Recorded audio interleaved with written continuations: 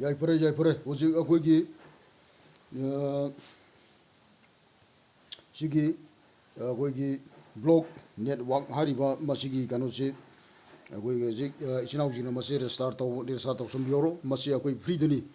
akoigi free da tanba akoigi hayeng kaibada jo atum ya nungaiba mase akoigi magi point masing sudragadi kaiba khopa yade adu hojik aina kaiba ki porsi hojik sejda block network ai je bathak to lere box sam lere jigi polygon da metamask ta taroka changadabni ko metamask ta ana sejda hojik masi hojik lere masi gi akoigi contract address sama akoigi aigi sigi kero jigi akoigi video jigi YouTube ki adaida akoigi describe ta changjalaga refer link yarongani hariba refer link adu da click tawsalaga aruga matang restart tawsalo adu restart tawsala matungda akoigi magi akoigi contract address sama yarongani contract address to lokthok piro adu lokthok piraga akoigi asana kanda metamask ta chapiro metamask ta chalaga metamask ki polygon do madida add tawsalo country address to akoigi import tawsala matung yaroni adu yar matungda akoigi jik yawbagi matangji sida lere jik metamask lere sida ajik metamask ji khara kuigen mane ajik sida ayharage ajik ngai bitare tole metamask okay sida jito sida block network ana hadu selera na cha volto polygon network che sumai nam matamda polygon network nam matamda sida ethereum adegi lenamen network bnb smart chain adegi arbitrum 1 polygon selerje polygon sida thak changbai wanida adu ahanba polygon changdri matamda nana hapchang gadi sigi 8 network haije sida 8 network sida chang matamda to sida akoigi polygon da logra bringa sibudi polygon hana thongone bako polygon thokose si polygon je thokle ngone ba sigi polygon mainnet haije polygon mainnet se changen biro aru changjal matungda madu confirm toro matungda sida akoi smana akoigi leirane baseda block network haije block network se leir matungda smana thopiro si chigapiro to sida to sir confirm receive to bagi lerijini aru sida se changjam akoigi se changjalaga si receive aibama sen haibam lengone receive changjam biro aru sida si copy tore si copy torga asona karngi aigi sigi block si start to jeki gesi si average sama lakadam si average sama lakadam ne sigi average se ek loibaga aigi block network se akoigi start takhodabani masi akoigi pungai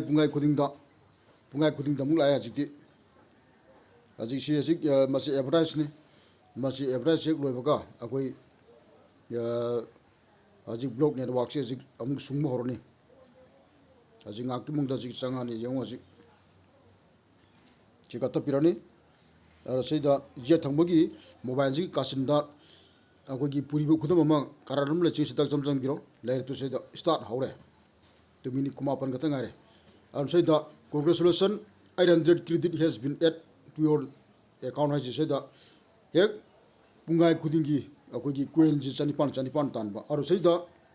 to seida akoigi asna kanda ngasagi metamask ki lor kiba akoigi polygon gi receive address to seida polygon address an haija seida hapsam biro seida ai email ji mathang da polygon address an mathak le ji yang biro argo seida shape an le shape changam biro shape changdala ka smile le ne adu hojik ai gi hana already le rabnina adu etar di hojik ai mase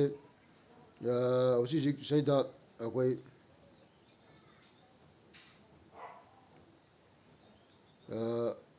kan tau jarge mase seida ajik mase seida han bangarang tang kumanga se tang kumunga akoigi message da tu stage da coin thado ki bagi coin je lising mar pu je coin thado ki bai tar tang kumunga gi January tang kumunga 2024 pung kurum do thado pa hinung jai matung deni thado ije aru tar di hoje masigi lariba coin je aji mu withdraw tok jarage matak te stage laira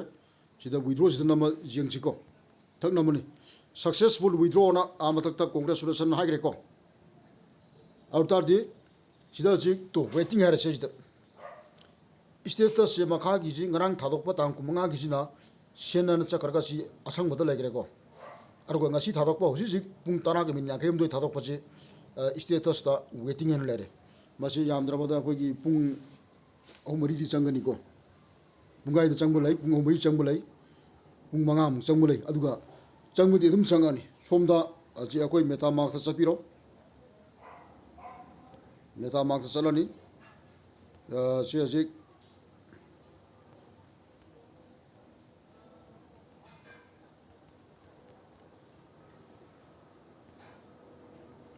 Metamask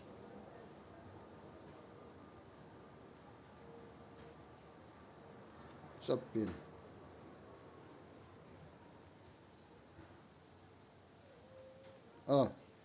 okay selere sigi to seida liching mar fu sagi jiniko block ne da wa haije ar smai tok dna sida mu garen liching mar fu do mu sangani nipal tratu lam ga liching fu legane ba aro sigi coin je block akoi gi network hai ba coin akoi gi block network se momen kya pige to akoi ji ichanaw jina ai ji hajarage seida block network price INR to selere to seida block se lupa mari pi ko ji chede se lupa mari pi block se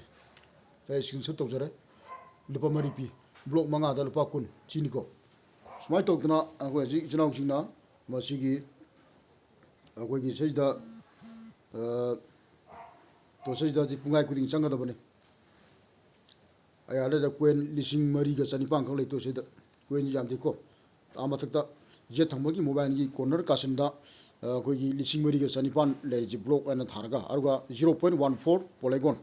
polygon da sile polygon ama phade ko adu sini smai tok dna koi chinaw jingna adu seida